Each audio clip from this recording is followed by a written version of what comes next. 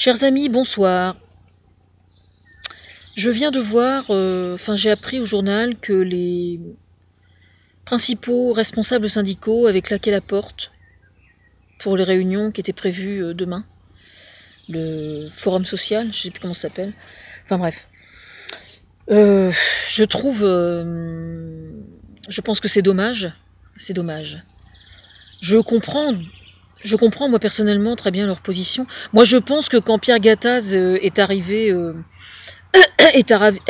il est, c'était une énorme connerie d'avoir retiré Madame Parizeau.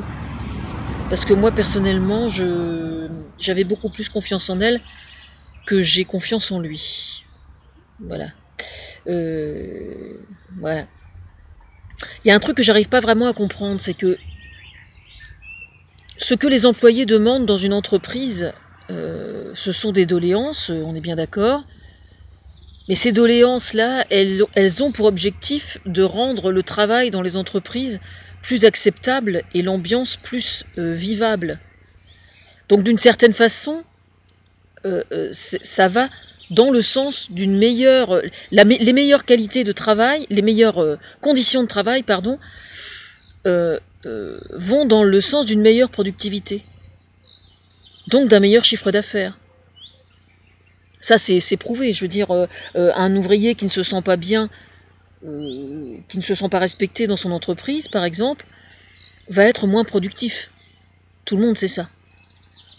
Alors, je ne comprends pas très bien pour quelle raison le patronat éprouve le besoin de s'arc-bouter contre les représentants syndicaux.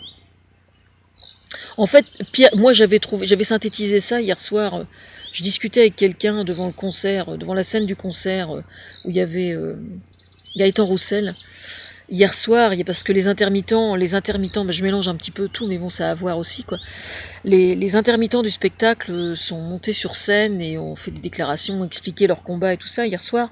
Et puis, je disais au monsieur de derrière, Pierre Gattaz de schiste. Pierre Gattaz de schiste. Parce que Pierre Gattaz est à l'économie de demain ce que le gaz de schiste est à la transition énergétique, en fait. C'est ça la synthèse. Mais c'est vrai, c'est exactement ça. C'est-à-dire que Pierre Gattaz, c'est quelqu'un qui fonctionne complètement avec des schémas économiques qui étaient ceux qui sévissaient il y a 10 ans ou 15 ans ou 20 ans, quoi. Il y a Pierre Rabhi qui a fait une vidéo, là j'ai pas eu le temps d'aller la voir, et qui dit l'économie n'est pas une fin mais un moyen. Et c'est exactement ça, On oublie tout simplement que c'est l'être humain qui doit être servi par l'économie, et non pas servir l'économie. C'est là que réside tout le problème, justement. À quoi sert une économie si elle n'est pas au service de l'être humain ? Je sais pas moi, quelqu'un qui travaille dans n'importe quelle boîte, le fait qu'il aille travailler avec plaisir va le rendre beaucoup plus efficace dans son travail et donc beaucoup plus productif pour sa boîte. S'il est considéré comme un pion, eh bien c'est le PDG qui l'a dans le fion. Oui, je fais des rimes ce soir, c'est parce que je viens d'écrire à quelqu'un de très important, ça doit être pour ça. D'ailleurs, je ne vais même pas parler de ça, c'est vraiment marrant. Mais c'est comme ça. Pierre Gattaz, voilà. Alors, je répète, Pierre Gattaz est à l'économie de demain ce que... Comment j'ai dit Pierre Gattaz est à l'économie de demain ce que le gaz de schiste est à la transition énergétique. Voilà. Je suis assez fière de moi, là. Moi, je pense que les syndicats devraient vraiment retourner autour de la table de négociation. Je pense. Et puis les faire chier jusqu'à ce qu'ils cèdent. Ils ont vraiment été cons de mettre Pierre Gattaz à la place de Madame Parizeau. Ça, c'est certain. ça c'est alors gros comme une maison.